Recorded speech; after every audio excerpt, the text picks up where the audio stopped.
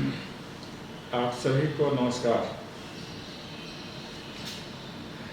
ज्ञानशील एकता के आग्रही तथा प्रवेश, पठन, परीक्षा एवं परिणाम में शुचिता, समयबद्धता, पारदर्शिता, नियमबद्धता, नवाचार एवं नवोन्मेष के प्रति संकल्पित विद्यार्थी परिषद के सभी सम्मानित, समर्पित और सक्रिय सदस्यगण, विशेष रूप से आज श्री चेतन भाई सुखाड़िया जी, क्षेत्रीय संगठन मंत्री मध्य क्षेत्र, श्री ओ निधीश जी, प्रांत संगठन मंत्री महाकौशल प्रांत, श्री मृदुल मिश्र जी, प्रांत सह संगठन मंत्री, श्री अमित तिवारी जी, विश्वविद्यालय प्रमुख, अखिल भारतीय विद्यार्थी परिषद, हमारे विश्वविद्यालय से संबंधित आप सभी को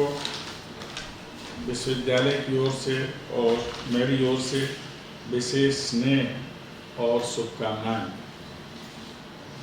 मुझे अत्यंत प्रसन्नता है कि आज के परिवेश में हम आपके साथ नई शिक्षा नीति पर विचार विमर्श करने के लिए जुड़ रहे हैं। आज देश के प्रत्येक अंचल में, प्रत्येक क्षेत्र में और प्रत्येक संस्थान में, प्राथमिक स्तर से लेकर उच्च शिक्षा तक के सभी संस्थानों में नई शिक्षा नीति के बारे में व्यापक विचार विमर्श हुआ है। आज कोई ऐसा संस्थान नहीं है, चाहे अकादमिक उन्नयन का हो, औद्योगिक क्षेत्र से संबंधित हो, सांस्कृतिक क्षेत्र से संबंधित हो, किसी भी क्षेत्र से जहाँ भी विद्या का विधान है वहाँ नई शिक्षा नीति पर चर्चा होती रही है, अभी भी हो रही है। यह नीति बनकर तैयार है और सिर्फ इसकी घोषणा बाकी है, जिसके बाद इसका क्रियान्वयन आरंभ हो जाएगा। हम आप सभी विद्या के क्षेत्र में हैं और सभी विद्या की प्राप्ति के लिए प्रयत्नरत हैं और विद्या से हमारा जीवन सफल हो, इसके लिए कामना और प्रार्थना करते हैं, उद्यम करते हैं, यत्न करते हैं। हमारे यहाँ एक विचार है, सा विद्या या विमुक्ति। विद्या वही है जो हमें मुक्त कर दे बाधाओं से, बंधनों से और संकीर्णताओं से। संकीर्णता अर्थात अपने पराये का भेदभाव, नकारात्मक वृत्ति, इससे मुक्त करने की विधा को ही हम विद्या कहते हैं। इसीलिए विद्या से विनय, पात्रता, योग्यता, क्षमता, दक्षता और अवसर की प्राप्ति होती है। कभी भी विद्या व्यर्थ नहीं होती। यदि आपने मनोयोग से विद्या ग्रहण की है, शिक्षा प्राप्त किया है, तो उसका सुफल मिलना ही मिलना है। हम किसी भी दिशा में कोई भी उद्यम करें, कितना भी परिश्रम लगा लें, लेकिन अगर विद्या से पुष्ट नहीं है तो उसमें सफलता की संभावना बहुत ज़्यादा नहीं होती। हम शिक्षा के मार्ग में 4 गुरु से प्रेरित, अनुप्राणित होते रहे हैं और उन्हीं के निर्देशन में हम शिक्षा के उच्च निकाय तक पहुंचते हैं, उच्च आदर्शों को प्राप्त करते हैं। उच्च आदर्श अर्थात मानवता के सभी गुण, उदात्त गुण, सहयोग, अहिंसा, सानिध्य, सत्यनिष्ठा, कर्तव्यशीलता, ये सारे गुण हैं। राष्ट्रभक्ति, समाज में सरोकार, सहकार, सामंजस्य, समन्वय, समरसता, ये सब गुण हैं जो हमें शिक्षा के माध्यम से ही आते हैं। हमें जीवन में 4 प्रकार के गुरु मिलते हैं। शिक्षा के लिए गुरु का होना बहुत ज़्यादा आवश्यक है। जैसे गुफा मानव जब तक गुफा में है उसे प्रकाश का बोध नहीं होता, उसे गुफा से बाहर आना पड़ता है तो प्रकाश का बोध होता है और बाहर लाने का काम कोई गुरु ही करता है। हर व्यक्ति के पास ज्ञान प्राप्त करने की दृष्टि है, लेकिन उस दृष्टि तक ले जाने का कार्य गुरु करता है, शिक्षक करता है। हम पूरे जीवन में, वस्तुतः शिक्षा तो आजीवन चलती रहने वाली प्रक्रिया है। जीवन में हमें 4 गुरु मिलते हैं। आरंभिक गुरु हमारी माँ होती है। जो हमें शब्द और संकेत का ज्ञान कराती है। उसके साथ हमारे पिता भी होते हैं जो सामाजिक संबंधों का बोध कराते हैं। इसीलिए सबसे पहले हम माता और पिता की ही वंदना करते हैं। फिर जब हम परिवार से बाहर आते हैं, परिवार की पाठशाला से बाहर आते हैं, जिसमें परिवार की पाठशाला ही हमें खड़ा होना सिखाती है, हमें चलना सिखाती है, हमें हंसना दौड़ना सिखाती है, हमें कुछ प्राप्त करने के लिए आगे बढ़ने का भाव देती है। ये परिवार की पाठशाला है। इसके बाद फिर हम शिक्षालय में आते हैं, जिसके 3 चरण होते हैं: प्राथमिक शिक्षा, माध्यमिक शिक्षा और उच्च शिक्षा। इसमें हमें शिक्षक मिलते हैं जो हमें विषय का बोध कराते हैं, जो हमें हमारे मंतव्य के बारे में सोचने की शक्ति देते हैं और जो हमें हमारे गंतव्य का बोध कराते हैं। अर्थात मंतव्य से गंतव्य तक की यात्रा हमें शिक्षक कराते हैं और इस यात्रा पर चलने का पाथेय हमें शिक्षालय में मिलता है। इसलिए वो हमारे वंदनीय हैं। इतने वंदनीय हमारे शिक्षक कि उन्हें हम ईश्वर से भी बड़ा मानते हैं। अगर ईश्वर और गुरु दोनों खड़े हों, कबीर ने कहा पहले किसका प्रणाम करूं?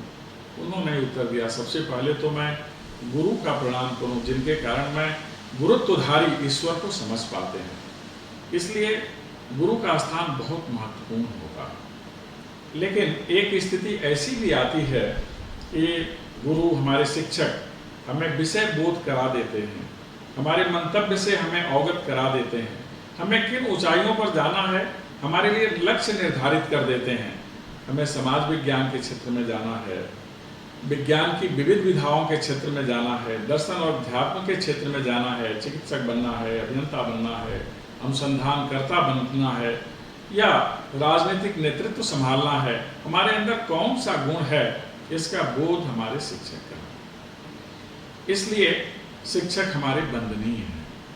इसके बाद जब हम जीवन पथ पर आगे बढ़ते हैं तो ऐसा मुकाम भी आता है जब हमारे पास न हमारे माता पिता होते हैं साथ चलने के लिए, भले ही उनका आशीर्वाद हमारे साथ होता है, न ही शिक्षक हमारे साथ होते हैं चलने के लिए, बताने के लिए, भले ही उनका आशीर्वाद, उनके द्वारा दिया गया ज्ञान हमारे पास होता है। लेकिन फिर हम राह पर कैसे आगे बढ़ें, किस दिशा में बढ़ें, यह बताने के लिए त्वरित हमारे पास कोई नहीं होता। ऐसे में हमारे पास तीसरा गुरु होता है जिसे शास्त्र कहते हैं। शास्त्र हमें दृष्टि देता है, शास्त्र हमें अंतर्दृष्टि देता है और शास्त्र ही हमें सम्यक दृष्टि देता है। फिर हम शास्त्र का श्रवण करते हैं, शास्त्र का अध्ययन करते हैं, शास्त्र पर विचार करते हैं, ऐसा शास्त्रों में क्या लिखा है, ऐसे पथ पर चलने के लिए। फिर हमारे लिए तीसरा गुरु हमारे शास्त्र होते हैं। लेकिन हम शास्त्र पीठ पर रखकर नहीं चल सकते। उसका संकलित ज्ञान हम अपने दिमाग रूपी कंप्यूटर में भरते हैं और फिर लेकर के आगे बढ़ते हैं। एक स्थिति ऐसी आती है जीवन पथ पर जब फिर हम एक स्थान पर खड़े हो जाते हैं आगे का राह देखने के लिए, और हमें राह दिखलाने वाले ये तीनों नहीं होते हैं, न माता पिता, न शिक्षक और न शास्त्र। ऐसे में फिर हमें ध्यान आता है कि हमारे पास शास्ता है। महाजनों ये न गतः सपंथा, जिस रास्ते से हमारे आदर्श पुरुष गए हैं, महान लोग गए हैं, गौतम बुद्ध, महात्मा गांधी और आज हमारे माननीय प्रधानमंत्री जी, हमें उस रास्ते पर चलना चाहिए। इसी को महाजनों ये न गतः सपंथा कहा जाता है। जैसा ऋषियों ने हमें उपदेश दिया है, संदेश दिया है, निर्देश दिया है, फिर हम उनके बताए हुए मार्ग पर आगे चलते हैं और अपने जीवन को सफल करते हैं। ये 4 हमारे गुरु होते हैं। लेकिन आज का जो विषय है हमारा, इन चारों गुरुओं से प्रेरित होकर के, अनुप्राणित होकर, निर्देशित होकर और इनके शब्द को पाथेय के रूप में लेकर, इनके मंत्र को पाथेय के रूप में लेकर हम जीवन पथ पर बढ़ते हैं। क्योंकि हमें ज्ञान अर्जित करना है, शील जैसे सदाचार और गुण अर्जित करना है, और राष्ट्र के विकास के लिए एकता का उदात्त भाव अपने अंदर रखना है, अनुशासित होना है, समयबद्ध होना है, निष्ठावान होना है, कर्मशील होना है और हमेशा ध्येय पर निगाह रखना है, ध्येय पूरा करने का संकल्प लेकर चलना है, संकल्प से सिद्धि की ओर बढ़ना है। यह पूरी शिक्षा व्यवस्था का लक्ष्य होता है, जिस लक्ष्य को लेकर हम विद्यार्थी के रूप में आगे बढ़ते हैं।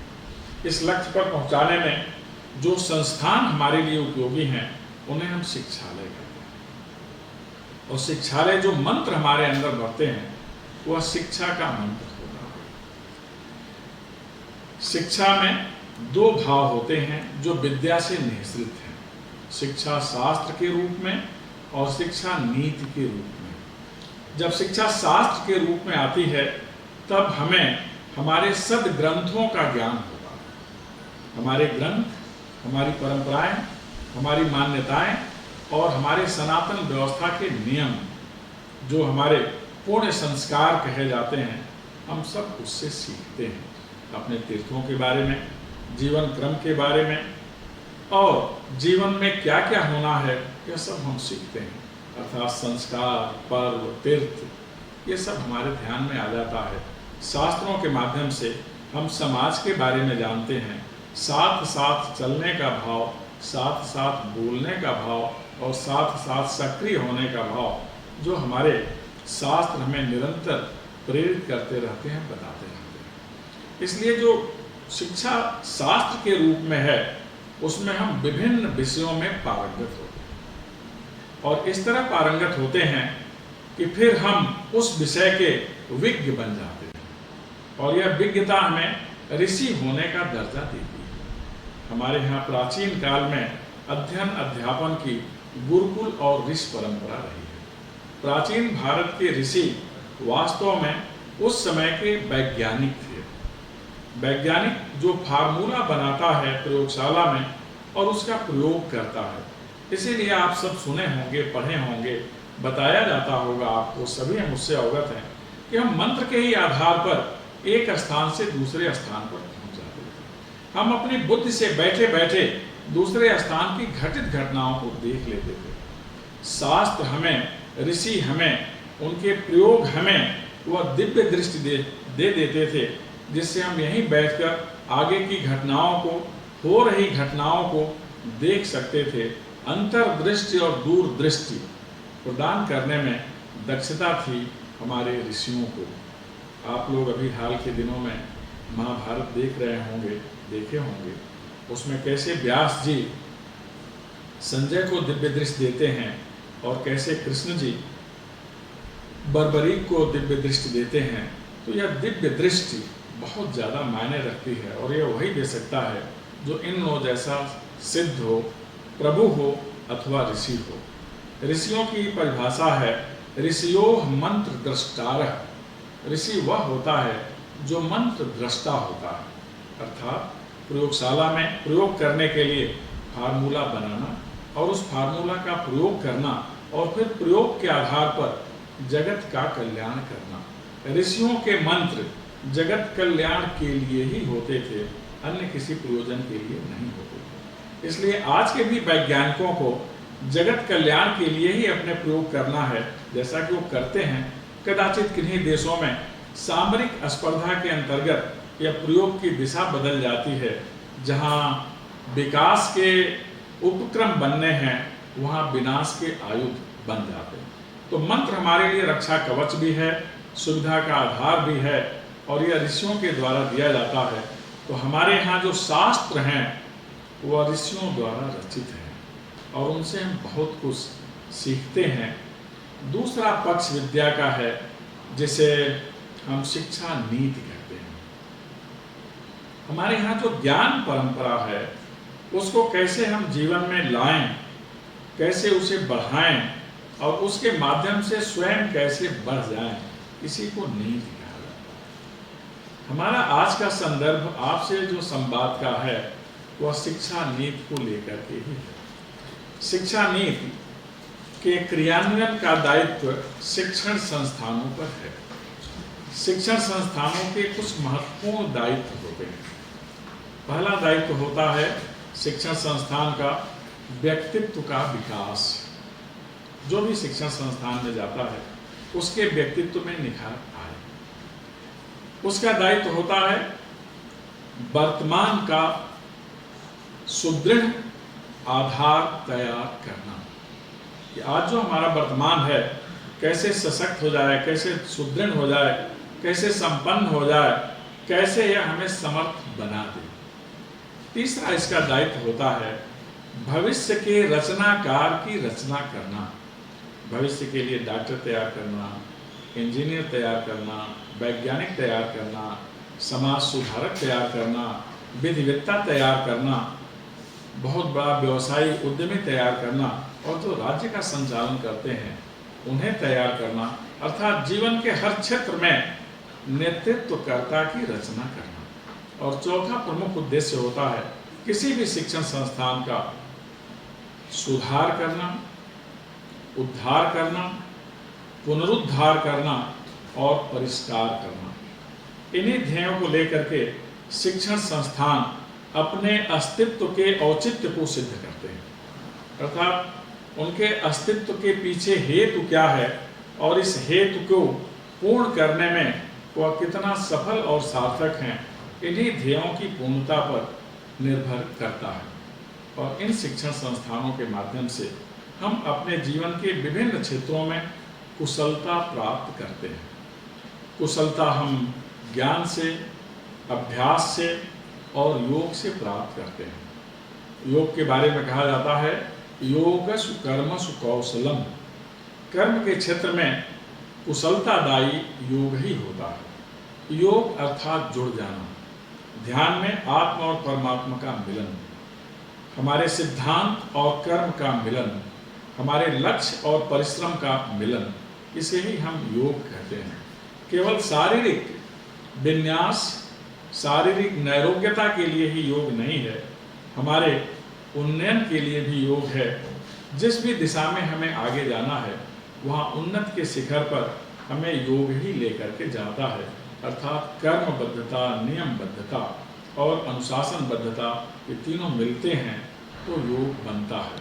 यह हमारे चित्त वृत्तियों को नियंत्रण में रखता है। मन बहुत ज़्यादा चंचल होता है, हमारी चित्त वृत्तियाँ ये बहुत ज़्यादा चंचल होती हैं, आकर्षक की तरफ इनका सहज आकर्षण होता है। इसीलिए योग के माध्यम से हम इनका भी नियंत्रण करते हैं।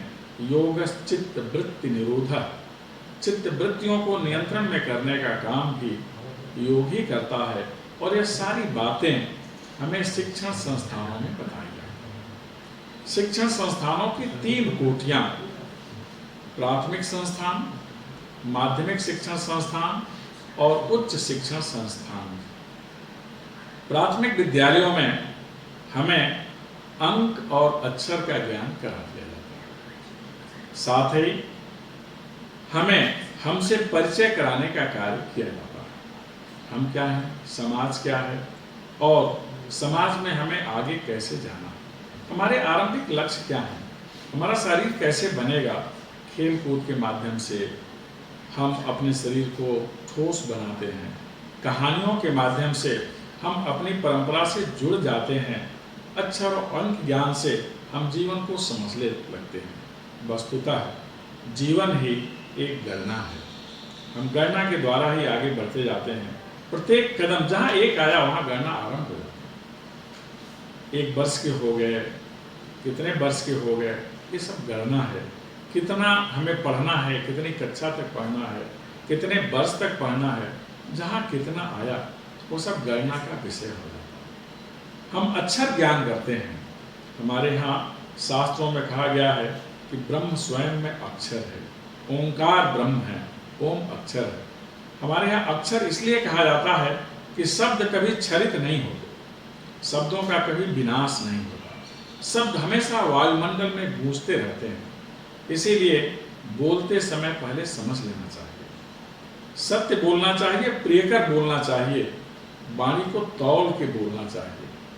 हम ऐसा ना बोलें जिससे किसी के मन को ठेस लग जाए, अथवा हम ऐसा भी ना बोलें कि हमारे बारे में कोई व्यक्ति एक गलत धारणा ही बना ले। तो ये धारणा बनाने की प्रक्रिया हमारे वाणी से संबंधित होती है। इसलिए अक्षर, शब्द और वाक्य का सम्यक प्रयोग कैसे किया जाए, हम प्राथमिक पाठशालाओं से सीख करके आगे बढ़ते हैं और यहीं से हमें प्रार्थना क्या है, नियम क्या है, समय क्या है, इसका बोध हो जाता है। केवल अंक और अक्षर ज्ञान ही प्राथमिक पाठशालाओं का ध्येय नहीं है।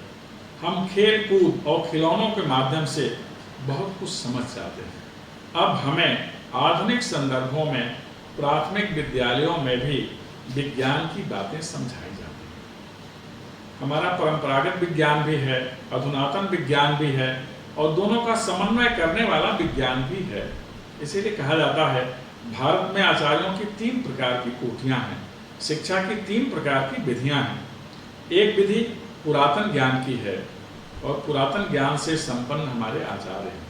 एक विधि अधुनातन ज्ञान की है और अधुनातन ज्ञान से संपन्न हमारे आचार्य हैं। और एक विधि वह है जिसमें पुरातन और अधुनातन का समन्वय होता है। हमारे यहाँ समन्वयकर्ता आचार्य भी हैं। इसी से दार्शनिक बनते हैं। दार्शनिक वह जो अपना भी मंतव्य जानता है, आपका भी मंतव्य जानता है। इस तरह से हम प्राथमिक शिक्षा से उठ करके माध्यमिक शिक्षा में पहुंचते हैं। प्राथमिक शिक्षा में ही हमें वैज्ञानिक वृत्ति सिखा दी जाती है। प्राथमिक शिक्षा मूलतः पूरी शिक्षा व्यवस्था का आधार है या नींव है, इसलिए इसे बहुत मजबूत होना है। मजबूत नींव पर ही एक भव्य भवन तैयार हो सकता है। दूसरा चरण माध्यमिक शिक्षा का होता है, जहां हम 6वीं क्लास से लेकर के और 12वीं क्लास तक कला और विज्ञान के विषयों का अध्ययन करते हैं। विषय क्या होते हैं, विषयों का वर्गीकरण किस तरह किया जाना चाहिए और वर्गीकृत विषयों में पाठ क्या होते हैं, इन सब की समझदारी हमें माध्यमिक विद्यालयों में ही होती है। माध्यमिक विद्यालय में भी वही हमारे गुरु होते हैं जो प्राथमिक विद्यालय में हमें ज्ञान देते हैं। अर्थात गुरु की परंपरा एक है, व्यवस्था उनकी अलग अलग है। अलग अलग स्थानों के लिए अलग अलग शिक्षक हमारे पास होते हैं। हम माध्यमिक स्तर पर कुछ प्रयोग भी करने लगते हैं। जीव विज्ञान, भौतिक विज्ञान, रसायन विज्ञान के प्रयोग हम माध्यमिक स्तर पर सीखने लगते हैं। यहीं आकर जो शरीर शास्त्र है इसके बारे में बोध होने लगता है, शिक्षा के बारे में बोध होने लगता है और साथ ही फिजिकल एजुकेशन जैसा विषय भी हमारे सामने आ जाता है। कला के बारे में जानकारी हो जाती है, फाइन आर्ट्स क्या है और आर्ट कला के और क्या क्या बिंब हो सकते हैं, विधान हो सकते हैं। हम यह सब कुछ माध्यमिक विद्यालयों में सीखते हैं। इसके बाद जो उच्च चरण है उसे हम उच्च शिक्षा संस्थान कहते हैं। माध्यमिक विद्यालयों में हम वस्तुतः अपने मेरुदंड को मजबूत करते हैं। माध्यमिक विद्यालय पूरी शिक्षा व्यवस्था का मेरुदंड है। राइट टू एजुकेशन का विस्तार इसे समाहित करते हुए चलता है कि हर व्यक्ति को यह शिक्षा मिलनी ही चाहिए, मिलनी ही है और मिलने से न केवल समाज समृद्ध होता है अपितु राष्ट्र भी सशक्त होता है और मानवता का बहुत अधिक कल्याण होता है। हम विश्वविद्यालय शिक्षा से संबंधित हैं। इसे शिक्षा का उच्चतम निकाय कहा जाता है, जहाँ स्नातक से लेकर के और अनुसंधान तक की अध्ययन की व्यवस्था है। विद्यार्थियों को, अध्येताओं को इससे संबद्ध किया जाता है और संपृक्त किया जाता है। फलतः स्नातक होकर वह जीवन के क्षेत्र में बढ़ते हैं, कला निष्णात होकर जीवन के क्षेत्र में बढ़ते हैं और फिर पीएचडी की उपाधि प्राप्त कर जीवन के क्षेत्र में बढ़ते हैं। ये सारी विधियां, विधाएं उच्च शिक्षा के संस्थानों में दी जाती है। उच्च शिक्षा संस्थान का ध्येय वाक्य होता है, enter to grow and when you go out serve your society, serve the nation and above all serve the humanity. आप उच्च शिक्षण संस्थान में विकास के लिए प्रवेश करें और जब यहाँ से ज्ञान पुंज बनकर बाहर निकलें तो समाज की सेवा करें, राष्ट्र की सेवा करें और सर्वोपरि मानवता की सेवा करें। यही ध्येय होता है उच्च शिक्षण संस्थान का। अब उच्च शिक्षण संस्थान की भी कई श्रेणियां हैं। पहले जैसे माध्यमिक शिक्षण संस्थानों की थी, प्राथमिक विद्यालयों की थी, इन सभी वर्गीकरण को एक बेहतर स्वरूप देने के लिए, एक भव्य इमारत बनाने के लिए नई शिक्षा नीति का प्रणयन किया गया है। यह नीति बनकर तैयार है और बस इसकी घोषणा बाकी है, और इस घोषणा के साथ शिक्षा में कई परिवर्तन हो रहे हैं। पहला परिवर्तन तो यह होगा कि आधुनिक शिक्षा प्रणाली में भारतीय ज्ञान परंपरा का सम्यक समावेश होगा। यह सम्यक समावेश, हमारे यहाँ अध्ययन की 3 विधाएं हुआ करती थी, नालंदा, तक्षशिला और विक्रमशिला। नालंदा में शास्त्र ज्ञान का विधान था, तक्षशिला में शस्त्र और शास्त्र ज्ञान का विधान था, और विक्रमशिला में शिल्प ज्ञान का विधान था, शास्त्र ज्ञान के साथ साथ। अर्थात हमारे यहाँ आरंभ से ही शास्त्र, शिल्प और शस्त्र तीनों विधाओं के अध्ययन की सम्यक व्यवस्था थी, और यह व्यवस्था इसलिए थी कि हमें 3 दिशाओं में ही बढ़ना होता। शास्त्र से समत्व, ममत्व, अपनत्व समझना होता है, और शिल्प से निर्माण परक कार्यों में अभिरुचि बढ़ानी होती है, और शास्त्र से रक्षा, सुरक्षा, संरक्षा का भाव आता है, वह राष्ट्र के लिए हो जाता है। इस तरह तीनों विधाएं हमारे यहाँ चलती रही।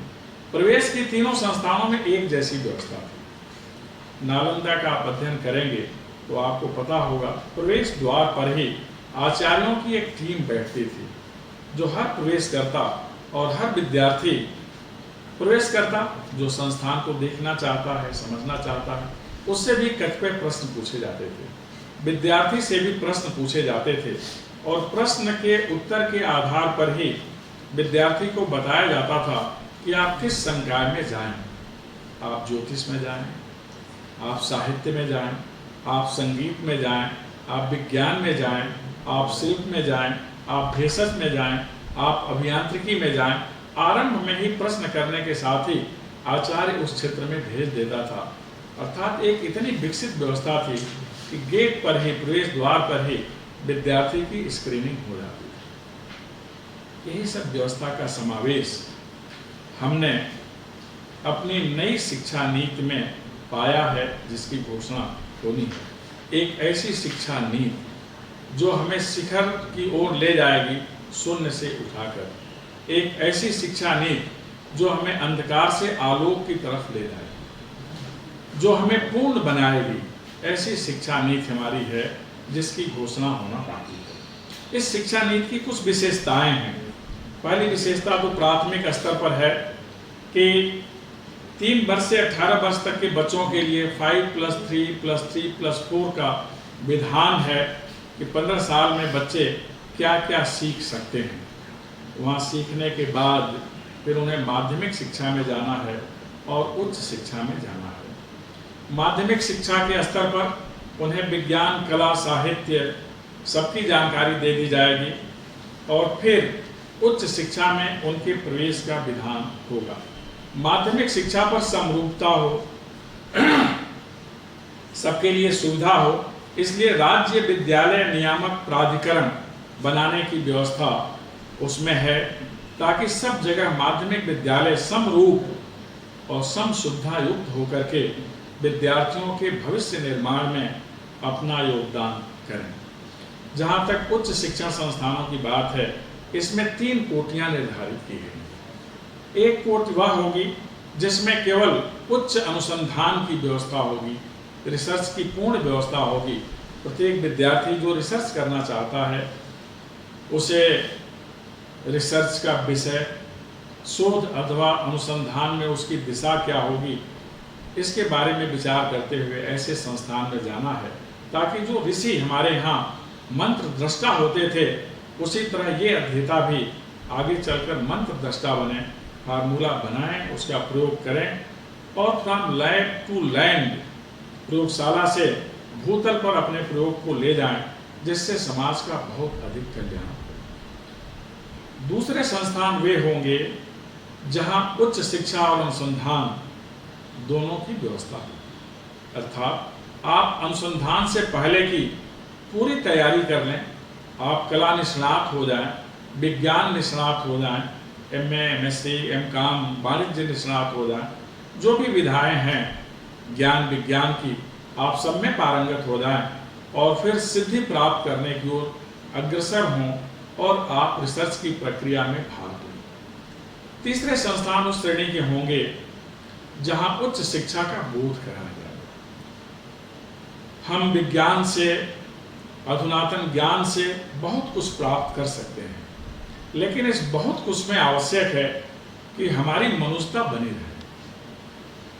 मनुष्यता के लिए जो हमारे सहज शास्त्र हैं, कला के विषय, दर्शन के विषय, उनका बोध होना बहुत जरूरी है। ज्ञान का समाज से, विज्ञान का समाज से क्या संबंध है, ये उच्च शिक्षा का जो तीसरा प्रकल्प होगा वह हमें बताएगा, और इसमें शास्त्र बोध होगा। और यहीं पर जो दृष्टि विकसित होगी उसे दो नामों से जाना जाता है कि उच्च शिक्षा के संस्थान, जिसे तीसरी श्रेणी का, या तीसरी श्रेणी नहीं, या तीसरी श्रेणी की नहीं है, जो 3 क्रम रखे गए हैं समान स्तर पर, उसमें तीसरा जो नाम है उच्च शिक्षण संस्थान का, उसमें 2 दृष्टियां विकसित होंगी, लोक दृष्टि और शास्त्र दृष्टि।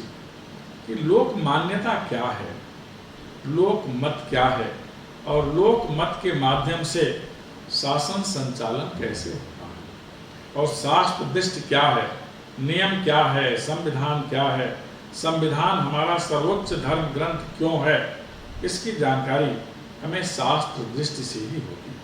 इसलिए जो तीसरा संस्थान है वहाँ इन 2 दृष्टियों का विकास, विस्तार होता है, और हम विद्यार्थी के रूप में, अध्येता के रूप में यह दृष्टि प्राप्त करते हैं।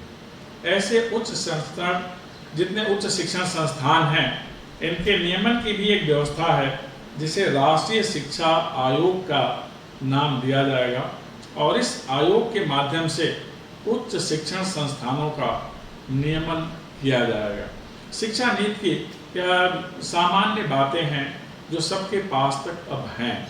इसमें नवीनता सिर्फ इतनी ही है कि शिक्षा के माध्यम से जो सामाजिक अभिलाषा है, सामाजिक इच्छाएं हैं, सामाजिक आशा है, इसे पूरा करना। शिक्षा के माध्यम से ही जो राष्ट्र की अपेक्षाएं हैं, इसे पूरा करना है। अर्थात मूल धर्म शिक्षा का समाज और राष्ट्र के उन्नयन के लिए होता है। समाज साथ साथ चलने वाला भाव, शक से उद्भूत, जिसमें हम अपने संबंधों को विवेक पूर्ण दृष्टि से रखते हैं और उनका निर्वहन करते हैं। अर्थात बुद्धि, विवेक और ज्ञान तीनों का समेकन होता है इस स्तर पर आकर के, और इसी तीनों के समेकन से फिर हम शोध और अनुसंधान की तरफ बढ़ते हैं। शोध में हम, हमारे पास जो व्यवस्था है, हम फिर से एक नई दृष्टि उसे दे देते हैं, इसीलिए रिसर्च करते हैं। जो पहले से विद्यमान है उसमें नयापन क्या है उसकी खोज करते हैं, उसके प्रति नई दृष्टि क्या हो सकती है इसकी हम खोज कर लेते हैं, और इस तरह हम ज्ञान के क्षेत्र को समृद्ध करते हैं। दूसरा अनुसंधान का क्षेत्र है कि बहुत कुछ हमारे सामने दिखता है, जो नहीं दिखता है उसे हम कैसे देखें, उसकी विधा की तलाश ही अनुसंधान है या इन्वेंशन है। हमारे यहाँ प्राचीन भारत में ऋषियों ने बहुत सारे आविष्कार किए थे। हम ध्यान करते ही एक स्थान से दूसरे स्थान पर पहुंच जाते थे। हमारे यहाँ आकाशवाणी की व्यवस्था थी, हम नक्षत्रों, ग्रहों की चाल का निर्णय कर लेते थे। हम परमाणु का अध्ययन कर चुके थे कणाद ऋषि के माध्यम से। हमने शून्य की खोज कर रखा था प्राचीन काल में। हमने अंतरिक्ष की सभी विधाओं को समझ लिया था। हमने सागर तल की गहराइयों को भी नाप लिया था, और सागर में क्या होता है हमने जान लिया था। इसीलिए सागर को रत्नाकर कहा और पृथ्वी को रत्नगर्भा कहा। सब कुछ हमने देख लिया था, सागर के कितने तल, कितने प्रकार, धरा के कितने तल, कहाँ तक पहुँच, यह सब हमने देखा था। हमने सूर्य और चांद की गति भी जान रखी थी। ये सब हमने पहले से कर लिया था। अब अनुसंधान हमें कुछ और करना है कि हम ये जो ग्रह हमारी जानकारी में हैं, वहाँ तक पहुँचने के लिए हमारे साधन किस तरह से बने कि जो परिवेश, जो प्रभाव इस वातावरण का यहाँ है, या हम साथ लेकर वहां जा सकें। इन विधाओं की खोज करना है। चंद्रयान से गगनयान तक की जो यात्रा हम कर रहे हैं उसे कैसे आम मनुष्य के लिए सहज बनाएं। हमने गति तेज करने के उपाय तो खोजे, तेज गति से एक स्थान पर दूसरे स्थान पर जाने के साधन तो खोजे, लेकिन इस गति से सबको सुगति मिले, सबको सुविधा एक समान मिले, इस पर हमने विचार करना है अभी। तभी जाकर हम संतुलित विकास के लक्ष्य को पूरा कर सकेंगे। प्रकृति और पर्यावरण में संतुलन स्थापित करना है, जिससे कि अदृश्य बैरी, अदृश्य घातक विषाणु जिसे कहते हैं, उससे मुक्ति का उपाय हम निकाल सकें। आज पूरी दुनिया एक अदृश्य विषाणु के प्रकोप से पीड़ित है और उस विषाणु से बचने का उपाय खोजना है। यह उपाय हमारा इन्वेंशन होगा कि हमारे पास अब एक ऐसा चश्मा हो जाए जिससे हम किसी भी ऐसे अदृश्य विषाणु को देख सकें, केवल प्रयोगशाला में ही हमें इसके लिए दौड़ न लगाना पड़े। और यह चश्मा तो प्रयोगशाला से ही आया, लेकिन यह चश्मा विषाणु देखने के लिए, जो बैरी है उसे देखने के लिए होगा। इसका हमेशा सार्थक उपयोग ही होगा। इस प्रकार की विधा भी बननी चाहिए। हम ज्ञान के किसी भी विधा को नकारात्मकता की ओर न ले जाएं। इससे न तो विग्रह उत्पन्न हो और न ही नैतिकता के मानदंड कहीं ध्वस्त हो, न ही सदाचार पर कोई आक्षेप हो। ऐसा खोज हमें करना है, ऐसा अनुसंधान हमें करना है। इस अदृश्य विषाणु जनित आपदा के दौर में हमारी शिक्षण प्रणाली अभी सम्यक दृष्टि से, सम्यक रूप से और सम्यक प्रभाव के साथ संचालित है। माननीय शिक्षा मंत्री जी निरंतर इसके लिए हमें प्रोत्साहित भी करते हैं, प्रेरित भी करते हैं। और जो भी डिजिटल प्लेटफॉर्म है, इस पर जितनी सामग्री सुलभ है और भी जो अपेक्षित है, उसके बारे में अवगत भी कराते रहते हैं। यह बहुत हर्ष का विषय है कि इस आपदा के दौर में भी डिजिटल माध्यम से हम दुनिया में सर्वत्र सबसे जुड़े हुए हैं। विशेषकर अपने में और विशेषकर शिक्षण संस्थान में सभी अध्यापक, सभी शिक्षक, सभी आचार्य अपने विद्यार्थियों से जुड़े हुए हैं। हम केवल विद्यार्थियों से ही नहीं जुड़े, हम उनके अभिरक्षकों से भी जुड़े हुए हैं। जितने गार्जियन हैं उनके साथ भी हमारा संवाद होता रहता है। हम जिस क्षेत्र में हैं इसे जनजातीय अंचल कहा जाता है। बौद्धा में जनजातीय अंचल के सम्मानित निवासियों से भी संवाद करता हूँ, उनसे मिलता हूँ, विद्यार्थियों के संपर्क में भी माध्यम से रहता हूँ, अपने शिक्षक लोगों से भी संवाद करता रहता हूँ, अपने अधिकारी और कर्मचारी लोगों से मिलता रहता हूँ। जितने स्टेक होल्डर्स होते हैं विश्वविद्यालय के, सबके संपर्क में रहता हूँ, सिर्फ इसलिए कि आपके पास भी बहुत कुछ है जो आज की स्थिति में हमें बता सकते हैं और जिनका विस्तार हम इस डिजिटल माध्यम से कर सकते हैं। इस अंचल में बहुत सारी वनौषधियां हैं जिनकी जानकारी आज विश्व को मिल रही है। उस विषाणु से, जिसे कोरोना 19 नामक विषाणु कहते हैं, बचाव का उपाय हमें प्रकृति ने दिया हुआ है। बहुत सारी वनौषधियां हैं जो सर्वत्र सुलभ हैं, जैसे तुलसी सर्वत्र है, गिलोय सर्वत्र है, नीम की पत्ती सर्वत्र है, घृत कुमारी सर्वत्र है। इनसे हमारी प्रतिरोधक क्षमता बढ़ती है। हल्दी सर्वत्र है। हम इनका प्रयोग करते हैं, करना चाहिए, करते रहना चाहिए। इससे हमारी प्रतिरोधक क्षमता बढ़ती है। आज के इस दौर में शिक्षा के माध्यम से हम इन वनौषधियों के बारे में भी दुनिया को अवगत करा सकते हैं। हम माननीय प्रधानमंत्री श्री नरेंद्र मोदी जी के नेतृत्व में आज उस मुकाम पर खड़े हैं एक राष्ट्र के रूप में, जहां दुनिया आशा भरी निगाहों से हमारी ओर देख रही है। हम न केवल इस आपदा से बचने के लिए औषधि निर्माण में बहुत आगे पहुंच चुके हैं, साथ ही न केवल हम वनौषधियों के माध्यम से इम्यूनिटी पावर, प्रतिरोधक क्षमता बढ़ाने की दिशा में बहुत आगे हैं, अपितु ऐसे में कैसे संबल मिले मनुष्य को, कैसे धैर्य और संतोष के माध्यम से हम अपने को मजबूत कर सकते हैं, यह बताने की भी स्थिति में आज हम हैं। शिक्षा इसीलिए होती है और विशेषकर उच्च शिक्षा इसीलिए होती है। हर शिक्षा की एक ही दिशा होती है कि हमारे अंदर मनुष्यता के उदात्त गुणों का विकास हो, दुनिया में सम्यक संतुलित विकास हो, क्योंकि असंतुलित विकास से असंतोष बढ़ता है। दुनिया के सभी राष्ट्रों को आज की तारीख में सोचना चाहिए। जो राष्ट्रों का पहले वर्गीकरण हुआ करता था, विकसित, विकासशील, अविकसित, अल्पविकसित, अब इससे ऊपर उठने की जरूरत है। अब मनुष्यता को त्राण देने वाले उपाय और ऐसी आपदाओं से जो इसमें विद्यमान है, कवच की खोज करने की जरूरत है। मनुष्य सुरक्षित रहेगा तो इस धरा पर जीवन का अर्थ होगा। जब हम सुरक्षित रहेंगे तभी सबके उपयोग में अपने ज्ञान का प्रयोग कर सकेंगे, अपने श्रम का प्रयोग कर सकेंगे। और यह सब करने के लिए बहुधा हम युवा शक्ति का आवाहन करते हैं। एक समाज और एक राष्ट्र अपने युवा शक्ति से ही जाना जाता है। इसीलिए जब भी अध्ययन अध्यापन की बात होती है तो हम युवाओं से ही ज़्यादा अपेक्षा करते हैं, क्योंकि युवा ऊर्जा के पुंज होते हैं, अक्षय ऊर्जा के स्रोत होते हैं। वह किसी भी समाज को उन्नत की ऊंचाइयों पर आसीन कर सकते हैं, किसी भी राष्ट्र को उन्नत की ऊंचाइयों पर आसीन कर सकते हैं।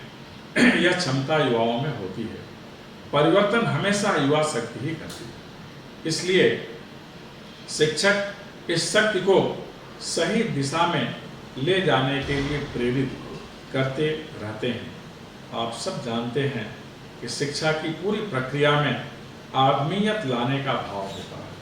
अगर सभी राष्ट्रों में जो युवा पीढ़ी है, जो नागरिक समुदाय है, उसमें मनुष्यता के उदात्त गुण आ जाएं, तो फिर कहीं कोई क्लेश नहीं होगा, कहीं कोई कलह नहीं होगा, कहीं ईर्ष्या नहीं होगी और कहीं द्वेष नहीं होगा। सिखाता आदमी है, आदमी को आदमी बनना मगर आसान नहीं, यूं आदमी का आदमी बनना, सिखाने आदमी को आदमियत ही, जहां में खुद खुदा को भी पड़ा है आदमी बनना। अर्थात आदमी बनाने के लिए ईश्वर को भी आदमी के रूप में आना पड़ता है। तो आदमियत के गुण दुर्लभ गुण हैं, लेकिन अलभ्य नहीं है। और इस अलभ्य की प्राप्ति या दुर्लभ की प्राप्ति शिक्षा के माध्यम से ही होती है। इसलिए शिक्षा रूपी विधा व्यवस्था जो हमारे पास है, इसका हमें सदुपयोग करना चाहिए और इसकी शक्ति हमें मिल जाए तो उनके पास इसे पहुंचाना चाहिए जो इसे प्राप्त तो करना चाहते हैं लेकिन शिक्षालय तक पहुंच नहीं पाते। अर्थात शिक्षा की पहुंच समाज के प्रत्येक व्यक्ति तक होनी चाहिए। समाज का प्रत्येक व्यक्ति ठीक होगा, व्यवस्थित होगा, तभी इस देश में राम राज्य आएगा, जैसा गांधी जी का सपना था। और तभी जो मोदी जी का सपना है, संकल्प से सिद्धि की ओर, उसे हम प्राप्त करेंगे।